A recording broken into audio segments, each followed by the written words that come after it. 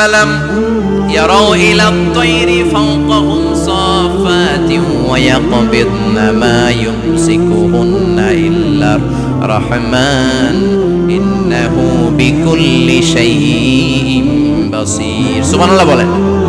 আল্লাহ বলেন তোরা নাস্তিক হস কেমন করে? মানুষ নাস্তিক হয় কেমন করে? মানুষ কি মুক্ত বিহঙ্গের দিকে নজর করে তাকায় না? আকাশে মুক্ত বিহঙ্গ নাই? বিহঙ্গ বুঝছেন তো? পাখি। পাখির কথা কোরআনে বললো কে? সুবহানাল্লাহ কইবেন না? ওয়া আরসালা আলাইহিম তায়রান আবাবিল, আবার কাবা ভাঙতে এলে পাঠাওয়া বাবিল। দাও খোদা দাও আমায় আবার উমর দরজ দিল, দাও খোদা দাও আমায় আবার উমর দরজ দিল। সুবহানাল্লাহ পড়েন। এই যে আল্লাহ বললেন ওয়া আরসালা আলাইহিম, তারপর তায়রান আবাবিল, তায়ের মানে পাখি, তায়ের মানে কি? আবার জান্নাতে যারা যাবে তাদেরকে পাখির গুনাহগ্রস্ত খাওয়াবে কে? জান্নাতে যাওয়ার সাথে সাথে প্রথমে আল্লাহ আপনাদেরকে মেহমানদারি করবে মাছের কলিজা দিয়ে। খাইবেন? মাছের কলিজার কথা শুনে জিহ্বায় পানি আসছে না কেন? আউয়ালু তুআমিন ইয়াকুলুহু আহলুল জান্নাতি ফাজিয়াদাতু কাবিদিল হুদ। প্রথমে মাছের কলিজা, এরপরে পাখির গুনাহগ্রস্ত। তার মানে পাখির কথা কোরআনে আছে না নাই? আবার সাইয়েদনা সুলাইমান আলাইহিস সালামের একটা পাখি ছিল, ওইটার নাম কি ছিল? হুদহুদ পাখি। মাথার উপর দিয়ে চলতো, আর ওইটার চোখে জুমিং পাওয়ার আল্লাহ এত বেশি দিয়েছিল, এটা জমিনে নজর করলে বুঝতে পারতো কয় হাজার ফিট নিচে পানি আছে, পানিটা মিষ্টি না লবণাক্ত না কেমন, দেখে দেখে মুহূর্তের মধ্যে সাইয়েদনা সুলাইমানের কাছে সব তথ্য সরবরাহ করে দিত। সুবহানাল্লাহ। এজন্য আল্লাহ বললেন নাস্তিকগুলো কি পাখির দিকে তাকায় না? এই পাখির দিকে তাকালে পাখির রব আল্লাহরে খুঁজে পাওয়া যায়। পাখির দিকে তাকালে, মুক্ত বিহঙ্গের দিকে তাকালে কেমন করে পাখিগুলো উড়ে যায়। এই পাখিগুলো আকাশে ধরে রাখে কে? মা ইউমসিকুহুন্না ইল্লার রহমান। ওই রহমান ছাড়া কেউ পাখিগুলোর শূন্যে ধরে রাখতে পারে না। কত শত আয়াতে যে আল্লাহ পাখির কথা বলেছেন হিসাব নাই। কত ধরনের পাখি যে আল্লাহ বানিয়েছেন কোনো হিসাব নাই। আপনারা ঘরে জিওগ্রাফিক্যাল চ্যানেলগুলো দেখেন? হ্যাঁ, না জি বাংলা দেখেন? স্টার জলসা, কিরণমালা কি দেখেন? জিওগ্রাফিক্যাল চ্যানেল দেখবেন। ওখানে দেখবেন একটা পাখি আল্লাহ তৈরি করেছে, পৃথিবীর সবচেয়ে ছোট পাখি, নাম হলো হামিং বার্ড। কি নাম? The smallest bird ever in the world. সবচেয়ে ছোট। এটা প্রাপ্তবয়স্কে 3 থেকে 5 ইঞ্চি লম্বা হয়। এটার পূর্ণ যৌবন এটা লম্বা কতদূর? 3 থেকে 5 ইঞ্চি। এটা প্রতি সেকেন্ডে ডানা ঝাপটাতে পারে 80 বার। কয়বার? আমাদের ডানা আছে না 2টা? আপনি আপনার ডানা 1 সেকেন্ডে কয়বার ঝাপটাতে পারবেন? হ্যাঁ, আমি ঝাপটাইলাম, কয়টা হয়েছে 1 সেকেন্ডে? হ্যাঁ, 3টা 4টা ঝাপটা দিতেই আমার সেকেন্ড শেষ। কিন্তু এই পাখিটা প্রতি সেকেন্ডে তার 2 পাখা ঝাপটায় কয়বার? পৃথিবীর সব পাখি সামনে ওড়ে, তো এই পাখি সামনে যেমনি ওড়ে, এট দ্য সেম টাইম এই পাখি পিছনের দিকে উঠতে পারে। সুবহানাল্লাহ। বাড়িতে যাই বললেন। ইউরোপের আল্পস পর্বতমালায় গুগল করবেন যে আজকে গুগলে লিখবেন যে আলপিন সুইফট একটা পাখি আছে। এই পাখিটা একবার যখন শূন্যে উড়াল দেয়, উড়ন্ত অবস্থায় এটা আকাশে 6 মাস থাকতে পারে। আকাশের মেঘের আপ থেকে পানি খায়, শূন্যে ভেসে বেড়ানো পোকামাকড় ধরে খেয়ে বেঁচে থাকে। 6 মাস পরে একবার জমিনে ল্যান্ড করে, নামে কয়েকদিন থেকে আবার উড়াল মারে, আবার উড়াল মারলে আবার 6 মাস। আলপিন সুইফট। আরেকটা পাখি আছে, অদ্ভুত পাখি, নাম হোমা বার্ড। এই হোমা বার্ড উড়ন্ত অবস্থায় ডিম পেড়ে দেয়, আর ওই ডিমটা জমিনে পড়ার আগেই মাঝখানে ডিম ফেটে বাচ্চা বেরোয়, বাচ্চা উঠতে শুরু করে দেয়। এই পাখিগুলোর কথা কোরআনে আছে না নাই? এজন্য আল্লাহ বললেন আওয়ালাম ইয়ারাউ ইলা আত-তায়রি ফাওকাহুম সাফাতিন ওয়া ইয়াকবিদনা মা ইউমসিকুহুন্না ইল্লার রাহমান ইন্নাহু বিকুল্লি শাইইন বাসীর। আল্লাহ বললেন নাস্তিকগুলো কি পাখির দিকে নজর করে তাকায় না? পাখির দিকে নজর করে যদি তাকায় তখন পাখির রব আল্লাহরে খুঁজে পাবে। চিল্লায় বলেন ঠিক কিনা? পাখিকে আরবিতে বললে তয়ের। সবাই বলেন পাখির আরবি কি? বিমানের আরবিও তয়ের। পাখি আরবি যা, বিমান আরবিও। এই পাখি নিয়ে গবেষণা করে বিমান বানাইছে। সুবহানাল্লাহ কইবেন না? আমরা বানাই নাই, আমরা তো খোঁচাখুচিতে ব্যস্ত, আমরা আছি ফতুয়া নিয়ে ব্যস্ত। তুই 20 কারণে কাফের, তোর চাচা 90 কারণে কাফের।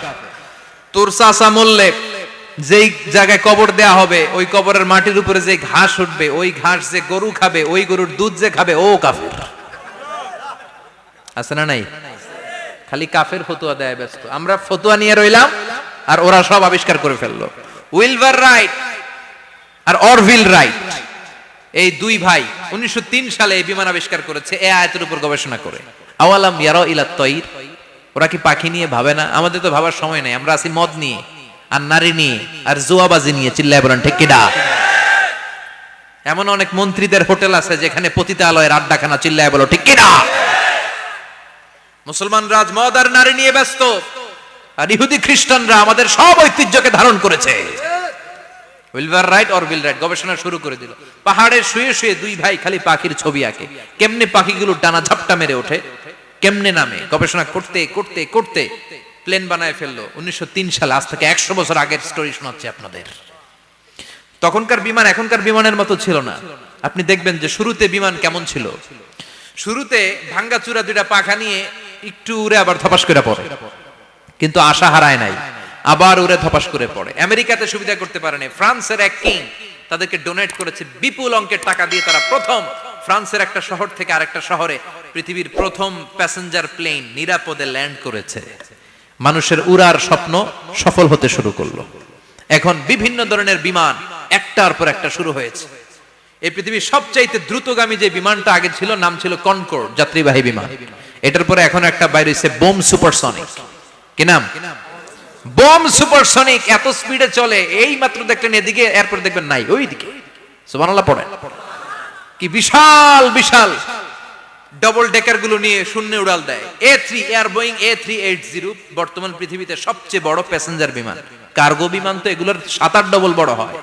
I am talking about the passenger plane A380। 525 জন যাত্রী নিয়ে এটা শূন্যে উড়াল দেয়।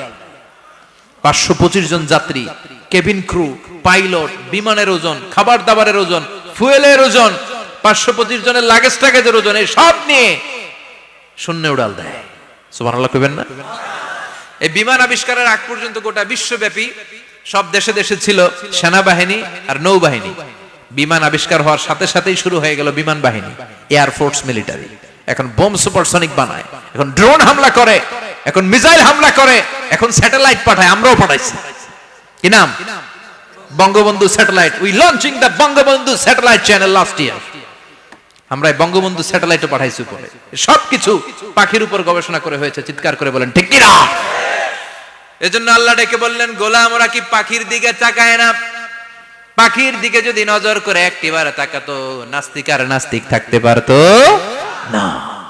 এজন্য নাস্তিকদের জন্য সূরার ভেতরে ডোজ আছে, আই ওপেনার আছে। সর্বশেষ আল্লাহ একটা প্রশ্ন দিয়ে এই সূরাটা শেষ করলেন। প্রশ্নটা শুনবেন? শুনবেন সবাই? আল্লাহ বললেন, কুল আরাআইতুম ইন আসবাহা মাউকুম গাওরান ফামান ইয়াতিকুম বিমাইম মাইন। বলো দেখি সবে শুকাইয়া যদি যায় এই পৃথিবীর পানি, তাহলে হেথায় তটনির ধারা কে দিবে সবারে আনি? কে দিবে আনি?